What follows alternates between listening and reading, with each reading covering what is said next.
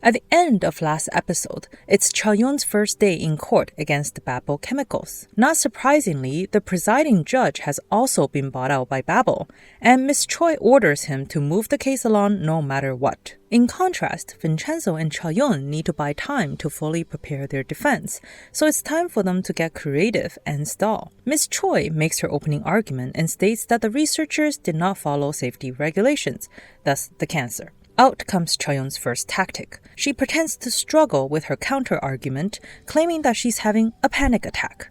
She asks the judge if she can take some medication. However, moments later, she just faints. Flashbacks to their planning meeting reveal this plan to be called removing the dealer from the table. The judge does not delay the trial, calling for medics to check on Chaeyeon's condition. Plan A foiled, Chaeyeon gets up straight away and carries on like nothing's happened. As Chaeyeon starts to refute the claims, there's a blackout in the court. Vincenzo and Chaeyeon also planned this, hoping that it would derail the trial from a technology standpoint. However, this also doesn't work, as the judge asks for a battery-powered laptop to be brought out. No choice, Chaeyeon starts her statement again. And here comes the plan to rule all plans. Vincenzo signals for 2 killer hornets to be released in court, causing chaos as people scramble to flee the courtroom. The judge tries to control the situation and orders for the trial to continue. Little does he know that he's about to be screwed. We go back 2 nights before, when Mr. Lee from Gunga Plaza gives a bottle of hornet wine to Vincenzo, telling him that his uncle is a beekeeper. A light bulb goes off and Vincenzo asks him to bring 2 hornets to court. And before the trial, Mr. Lee's wife found a way to get honey onto the judge's face by pretending to be blind and touching him all over. I'm sure you can put 2 and 2 together now, especially when you see the judge resume the trial with his face completely swollen. Finally, he delays the trial by a week before falling unconscious from the pain. Outside the courthouse, Miss Choi mocks Chaeyeon for suddenly becoming a defender of justice after she acted unethically for Babel in the past. And Chaeyeon responds something along the lines of, "I'm not defending anything. I'm just doing this to annoy you. Bye." On the other side, Vincenzo visits his birth mom in place of Hung Yu-chan, who used to visit every month when he was alive. She thanks him for coming, but Vincenzo tells her he only came to tell her that there will be no more visits going forward, and she should lean on her family and friends now. Miss Oh tells him that she has nobody, not even children, and she agrees with him when he says that she's living her life full of excuses and apologies. Vincenzo gets up to leave, and she asks if she will ever see him again, to which he responds no, because he's leaving Korea as this is not his homeland. Miss Oh gives him a sincere goodbye and wishes him all the best. I doubt very much that this will be the last time Vincenzo visits his mother. Miss An, the agent who's spying on Vincenzo, gets found out by his boss. He's prepared to be yelled at, but his boss says that since Woo-san and Babel are both looking into Vincenzo, it makes him suspicious enough to warrant further investigation. So Mr. An gets to stay put, and now hopefully he can at least get reimbursed for his expenses during his undercover mission, right?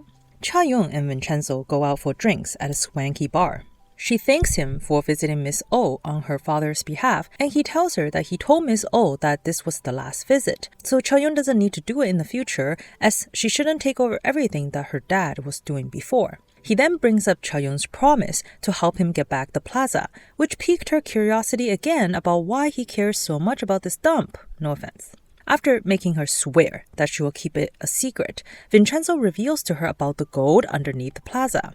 Oh wow, just like that. However, Chaeyeon laughs it off because she thinks that he's had too much to drink. Vincenzo is super offended that she didn't take him seriously at all. At first, I thought this was the effect he wanted when he told her, but now I think he actually wanted to share his secret with her. How trusting. And finally, the plan to retrieve the gold returns. If I was in his shoes, that would be my first and only priority, man. When Vincenzo returns home, Mr. Cho has left him a gizmo to measure electric current in the secret room. They want to know if the security measures will still get triggered if they start digging for the gold. Vincenzo enters the temple and kneels down to take some measurements while Mr. An spies on him. A current passes through the device and Vincenzo gets shocked, and he bows down in pain. Seems like the security is still in place, so they can't just start randomly digging. Bummer. Totally misinterpreting everything that he's seeing, Mr. An is again super moved by Vincenzo's devotion to Buddha. Lesson here is maybe as long as you're religious, you can't be a bad person? To add to the trouble, a homeless guy crashes a Gunga Plaza tenant gathering and in exchange for food spills a shocking secret that leaves the gang totally unsettled. Can you guess what he told them? Jung Joon-woo is getting restless in his competition against Vincenzo behind the scenes and decides to do a show and tell. Miss Choi and CEO Han are called into the office by Chairman Jung. At the meetings, Jung Joon-woo gives an elaborate presentation about Chairman Jung's family, stating that Chairman Jung is the illegitimate son of Babel Group's former head, who actually has another son with his actual wife. And voila, he himself is that smart and sexy son, and therefore the real boss of Babel and brother to Chairman Jung.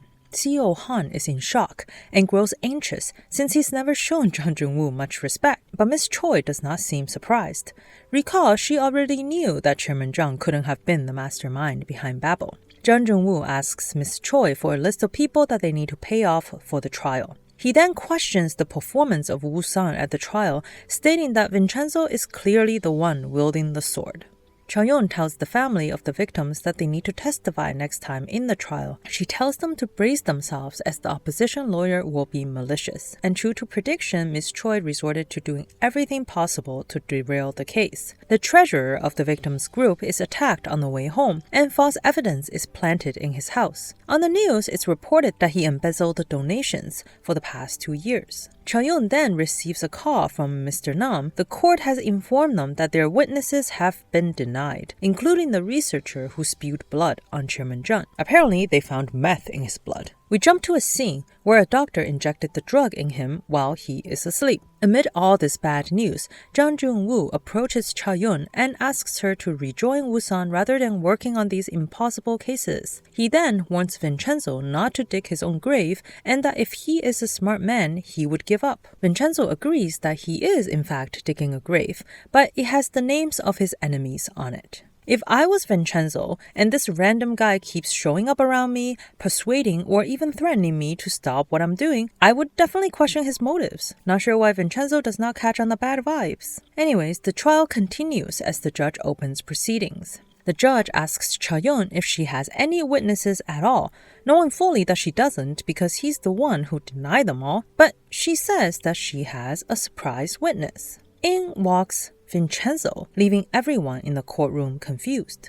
And we're left with a cliffhanger in this episode. Overall, this is one of the more tamed episodes since the season started, but I believe it's probably building on to something big. The villain has finally shown himself to his own teams of evildoers, which makes sense because, why would you not align with your own people? I just hope Vincenzo and Taec-yeon figure him out soon because he could totally stab them in the back when they're not paying attention because they just see him as a clueless, intern. And what did you guys think of the way Vincenzo interacted with his mom? I'm sure he has his reasons, but brr, it's cold in there, no? I hope they reconcile soon since she's dying after all and she literally has no one else. I wonder what the backstory is to her abandoning her son when he was younger. Still lots of unknowns to uncover, and I hope you guys are hanging around to find out with me. Remember to subscribe, and I'll see you in the next episode of Vincenzo.